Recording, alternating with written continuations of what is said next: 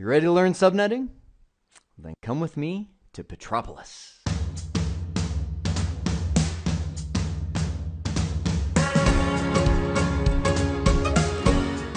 By the time we're done here, we will learn how to break Class C networks into multiple subnetworks based on specific requirements.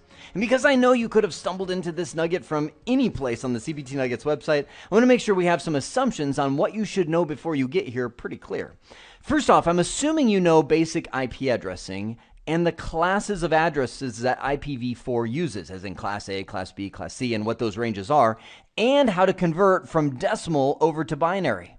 If you find you don't have any of those skills, don't worry. Just check out these skills on the CBT Nuggets website. Once you've got those down, feel good about them, jump back in here.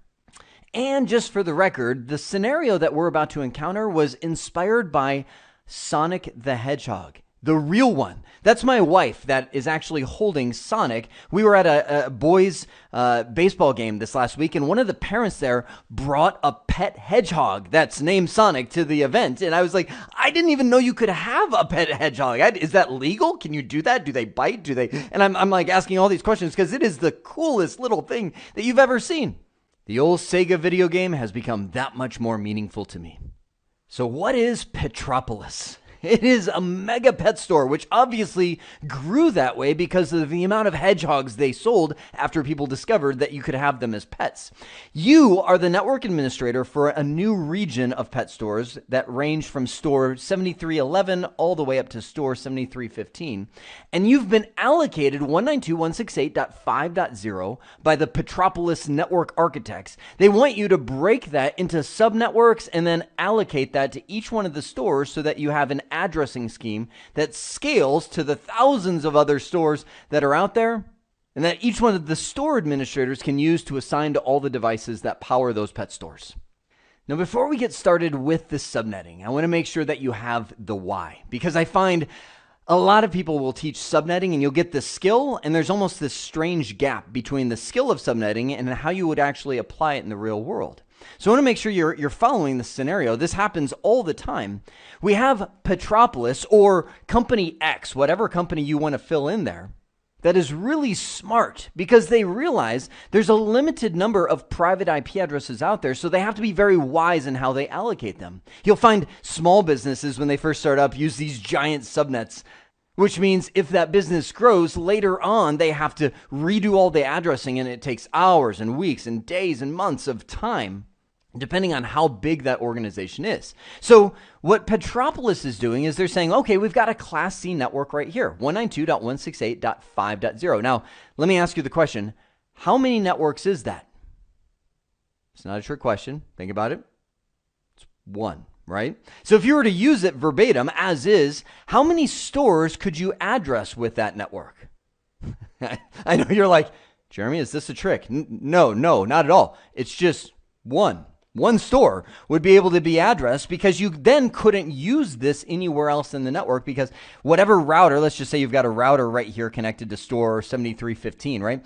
You use 192.168.5 inside of that store, you're doing all the addressing. You can't use 192.168.5 anywhere else because the router believes it owns that network. And as you get into routing protocols, it will advertise to the rest of Petropolis that I own that network. No one else can own that network because that's what routers do. They own networks. They say, this is mine and that's yours, and that's the path I'm going to use to get to that network, right? So classic case of subnetworking, or subnetting for short, is we need to take that one network and break it into, well, that's the question. How many? Well, in our little Petropolis scenario here, we've got 5 different stores. Now, we're going to assume, just for sake of this example, as we're doing this, that's all this region's going to be. That 5 stores will saturate the region. We're not designing for growth. We're not designing for specific numbers of computers on the network. That, by the way, will all come later as we get into the more advanced subnetting scenarios. For now, we're just taking one network and breaking it into 5 so that we can address each store in this region. So now, the process. You've got 3 steps that you can use to address this and just about every other subnetting situation that you would encounter And so I would advise you, learn these 3 steps. I mean, we're going to walk through them, but you'll start to learn them, and then do them again and again to where it's solidified and becomes second nature to you. The good news is these steps don't change much as we move into the more advanced situations. So here's our little miniature Petropolis scenario. Step 1 is to convert the number of networks that you need to binary. Well, that's simple, right? We needed 5 networks. We had 1. We want to break it into 5. So I'm going to use that binary conversion skill that I mentioned was a prereq. Write up my 8 bits of binary. 1, 28, 64, 32, 16, 8, 4, 2, and 1. So if I'm doing 5, let's see that it says no, no, no, no, no, yes, no, yes. Good. Okay, so the binary equivalent of 5. So if I were to write 5 in binary, it would be 1, 0, 1. Now, let me ask you a question. We're gonna jump to, I mean, that's it. That's step 1. Done. How many bits did it take to get the number 5? Look at it. I know some of you are like, trick question again? No, not a trick question, but can be confusing if it's the first time I'm asking it. It's actually 3 bits. Now, I know some of you might be looking, going, whoa, wait a sec. There's only 2 1s. What about that? No, I'm not talking about 1s and 0s. I'm saying how many bits. If you only had 2 bits, what's the biggest number that you could get? 3, right? 2 bits. You can't get any bigger than 3. So in order to get the number 5, you have to have at least 3 bits. I'm not talking about which ones are 1s and 0s. I'm talking about how many bits literally does it take. Okay, so that will serve us well, because step 2 now says reserve bits in the mask and find your increment. Now, our original network was 192.168. What did I say? .5? Yeah, that's it. 192.168.5.0/24. So this is a Class C network. And by the way, if you've never been explained this before, a /24 is just shorthand for our typical 255.255.255.0. And right now you're going to figure out why. Because this step is actually to expand the subnet mask into all binary. Now, I know you might be thinking, oh my gosh, really? Like, convert that whole thing to binary? So easy, right? 255, what is that in binary? It's all 1s, right? That's why it's the largest number that we can get with 8 bits, is because it's essentially flipping every bit of those 8s over to 1, and it's really hard to talk and actually count 8 at the same time. So let me do this, 0, 0, 0, 0, 0, 0, 0. That's converting the decimal version of the subnet mask over to a binary equivalent. So now, why do we have shorthand of /24? Well, the answer is because this is referring to the subnet mask in binary. How many 1s are in the subnet mask is really what that number represents. And if you do the math, 8 plus 8 plus 8 is our 24. So Class B subnet mask is actually /16, and a Class A subnet mask is /8. Pretty cool, right? If you haven't seen that before. So why am I writing this in all binary? Well, because I want you to make a connection. You know, when we write a subnet mask, and we've been talking in decimal up to this point, if you've been watching some of the other skills and videos that I put together. So I've been saying, okay, wherever you see a 255, that represents the network, right? I said every IP address is divided into 2 pieces. You have the network over here, and you have the host on the network over there, right? That's part of the basic IP addressing, right? So I've been making that decimal connection. Wherever you see 255, that means network, right? Well, I need you to make a jump with me. Instead of saying 255, I want to say 1, right?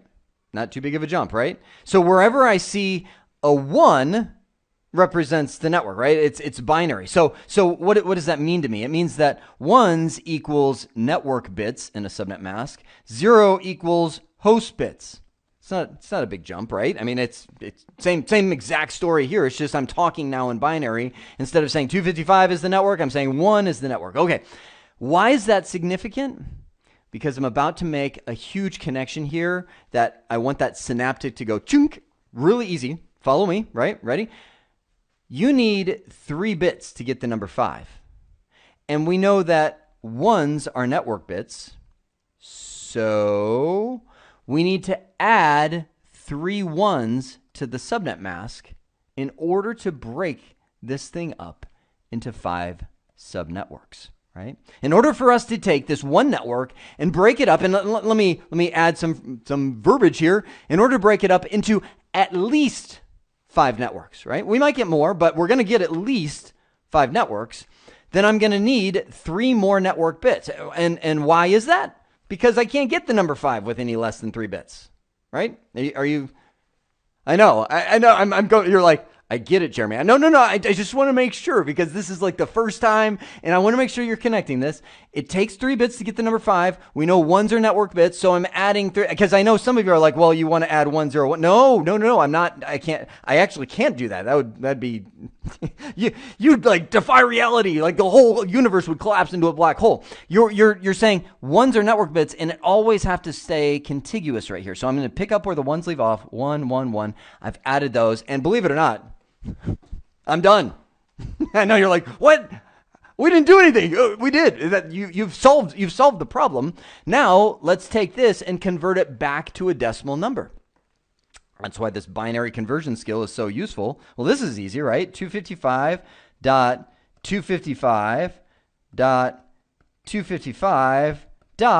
Okay, that one's not as easy. Well, what is that? Well, again, it's 128 plus 64 plus 32.